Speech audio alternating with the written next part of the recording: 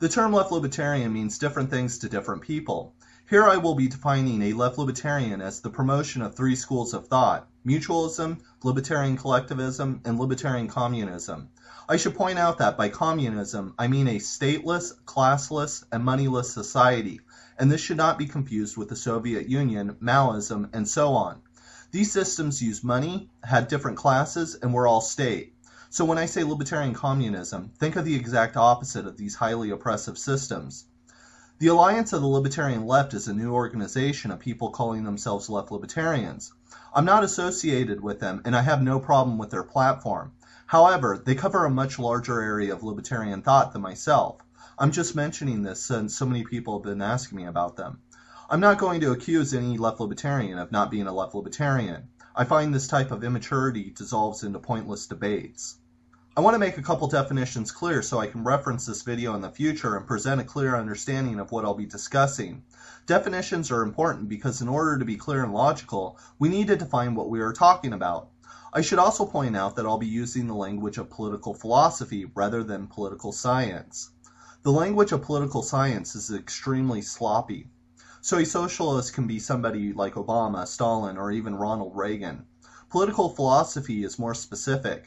So under the heading of socialism, you have libertarian socialism, democratic socialism, free market socialism, Stalinism, Maoism, and so on. If you spend some time diving into the world of socialism, you will find that these groups are violently opposed to each other because they are extremely different. By a libertarian, I mean anyone who promotes liberty or freedom. Since this word is vague, it is usually hyphenated with another word. I should also mention that the word libertarian was actually first used by the left. As I said before, socialism is a vague word. For this reason, I will be making a distinction between a libertarian socialist and a state socialist. These two groups are defined by who owns the means of production. By means of production, I am talking about inputs used in production, including factories, machines, and tools. Simplistically speaking, this comes down to who owns the workplace. Under state socialism, the state owns the means of production.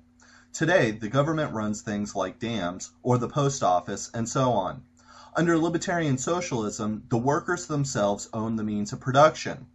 A left libertarian, the way I define it, is a libertarian socialist. Throughout my videos, I'll use another word for left libertarian, and that is anarchism. The word anarchism literally means without ruler, authority, or master. So I will use the words left libertarian, libertarian socialist, and anarchist as being synonymous. I don't mean to discount others who use these words, such as the followers of early American anarchism. Again, this is just how I'll be defining it. Anarcho-syndicalism is a means to achieving an anarchist society. This isn't the only means, just one of many. In a nutshell, anarcho-syndicalism promotes the use of unionizing across trade and geographical area. These unions then freely associate with each other into a federation of unions. Once these unions are in place with high numbers, they go on strike and effectively run the company out of business. At this point, the workers start running the company themselves.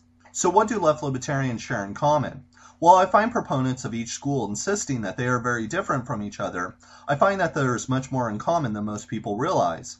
All three schools want to eliminate capitalism and replace it with firms that are owned and operated by the workers themselves.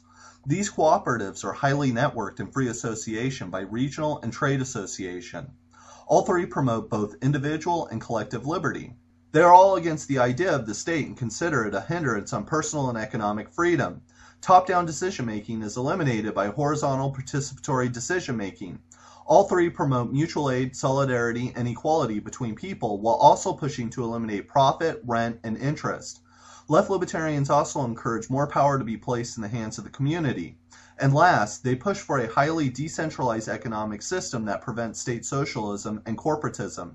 I find the difference between these schools of thought to be different mostly in their analysis and emphasis on particular principles. For instance, mutualists analyze the state to be the major perpetrator of crisis, whereas libertarian collectivists see it more as a product of capitalism itself. However, both see crisis as stemming from both the private sector and the state, while agreeing that in some cases the two cannot be disentangled or even solidly understood. The word exploitation tends to make people think of the labor theory of value. I don't rely on or even use the labor theory of value in any of my videos, and I don't plan to in the future. I should also say that I won't be using the slave labor argument, since libertarian socialism doesn't rely on it. I'm going to use Brainpolice's definition of exploitation since it resembles my own. Exploitation is taking advantage of one's position of power in order to get people to do whatever you want them to do, to put someone in a negative situation through the use of a power disparity. This can be manifested in anything ranging from familial relations to the workplace. Last, I want to say that when I talk about markets and capitalism, I'm speaking of the currently existing markets and capitalism. There are some that promote systems where capitalism would take a completely different form. That may be true. However, my concern will be in the form that it exists today. I can't possibly take into account every political system that has ever existed and still speak effectively, so my apologies if I'm not being politically correct.